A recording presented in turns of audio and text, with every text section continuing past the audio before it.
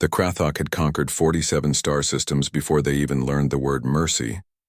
Their homeworld of Vraxis Prime was classified as a Class 12 Deathworld, a planet where gravity crushed bones, where predators hunted in packs of hundreds, and where the very atmosphere carried spores that could dissolve unprotected flesh in minutes. The Krathok had evolved at the apex of this nightmare, standing 3 meters tall with exoskeletons that could deflect plasma fire and muscles dense enough to tear through starship hulls. When their long-range scouts detected signals from Sol 3, they barely paused their conquest. Another primitive world, another easy addition to the Empire. Commander Vexthor led the expeditionary force personally. He had crushed the Benthari resistance on their ocean world, had walked through the toxic clouds of Ceph 9 without protection, and had defeated the crystalline warriors of Arcturus in single combat. Earth, with its laughably thin atmosphere and weak gravity, would fall before the second sun rose. The invasion fleet emerged from hyperspace beyond the orbit of Mars. Vexithor studied the blue marble ahead with his compound eyes, analyzing the primitive satellites and the simple fusion drives on their largest vessels. The humans had barely reached their own moon. This would be over quickly. Broadcast standard surrender terms, Vexthor ordered. Give them 1 rotation to comply. The response came within minutes, faster than expected. A human face appeared on the view screen, young and smooth-skinned, lacking any visible armor or natural weapons. The human smiled, showing flat teeth that couldn't even tear meat properly. This is Secretary General Chen of United Earth. We've reviewed your terms. Our answer is no. Vexthor felt something he hadn't experienced in years. Confusion. You refuse? Your world cannot withstand us. We have conquered species far more advanced than you. Perhaps, Chen replied, still smiling that strange smile. But I don't think you understand what you're dealing with. You come from a Class 12 Deathworld. That's impressive. Earth is classified as Class 11, but the classification system doesn't tell the whole story. Your pride will cost you everything, Vexthor growled. No, Commander. Let me explain something about Earth. Yes, our gravity is lighter than yours. Yes, our predators are smaller. But do you know what makes a true Deathworld? It's not just the strength of its predators. It's their persistence, the human leaned forward. On Earth, we have a hunting technique called persistence hunting. We're not the fastest. We're not the strongest. But we can run for days. We chase our prey until it collapses from exhaustion. We don't stop. We never stop. Vexthor clicked his mandibles in dismissal. Endurance means nothing against superior firepower. Then let me tell you about Earth's other specialty, adaptation. Our planet doesn't just have one deadly environment. We have deserts that boil and tundras that freeze. We have mountains that steal your breath and oceans deep enough to crush your submarines. And humans? We live in all of them. We thrive in all of them. We conquered our world not through strength, but through stubbornness. Enough philosophy, Vexthor snapped. You have 6 hours to surrender or we begin bombardment. The human smile faded. Then let me show you what else makes Earth special. The view screen changed. Images flooded through. Humans in spacesuits repairing damage during solar flares.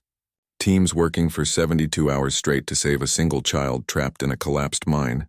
Soldiers carrying wounded comrades across battlefields while bleeding themselves. Medics walking into plague zones armed with nothing but determination and thin masks. We don't just survive, Commander. We survive for each other. Every human on this planet would rather die than let another fall.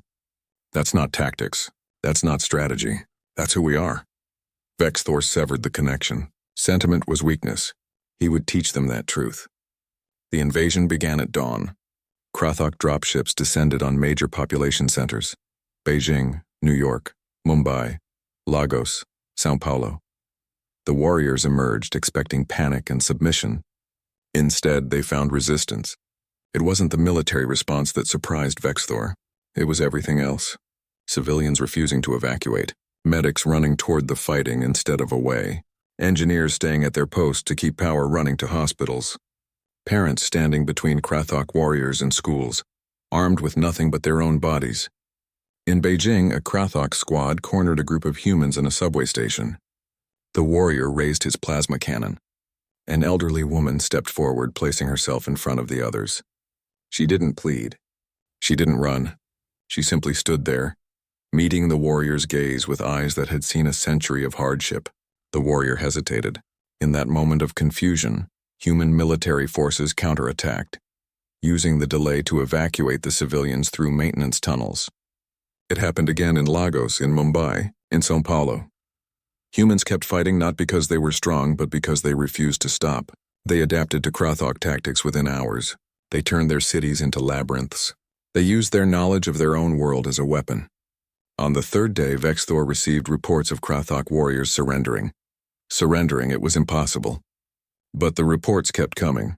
He demanded an explanation from a captured squad leader. "They wouldn't stop," the warrior said, his voice hollow. "We killed hundreds and thousands more came. We destroyed their positions and they rebuilt overnight. They carried their wounded through fire. They sang while they fought.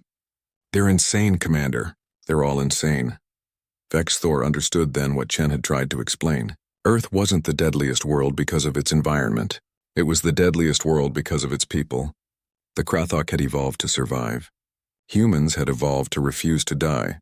On the seventh day, Vexthor opened negotiations. The human delegation was led by the same young Secretary General, still smiling that infuriating smile. "We're willing to discuss terms," Vexthor said, the words like poison on his tongue. "Good," Chen replied. "Because we have a proposal. Join us instead of fighting us. You're strong.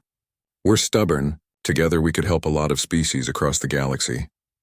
"You would ally with those who invaded you?" Chen shrugged. "We've done it before. Humans have short memories for grudges when there's work to be done.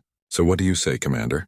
Want to see what humanity and the Krathok can accomplish together?" Vexthor looked at the human, this fragile creature from a world that had broken the strongest species in the known galaxy, and realized that the galaxy's balance of power had just shifted. He extended his massive claw. Chen gripped it with a small, soft hand. The Krathok had conquered 47 systems. Humanity would help them save 47 more. Because that, Vexthor was beginning to understand, was what humans did. They didn't just survive Deathworlds. They turned them into homes.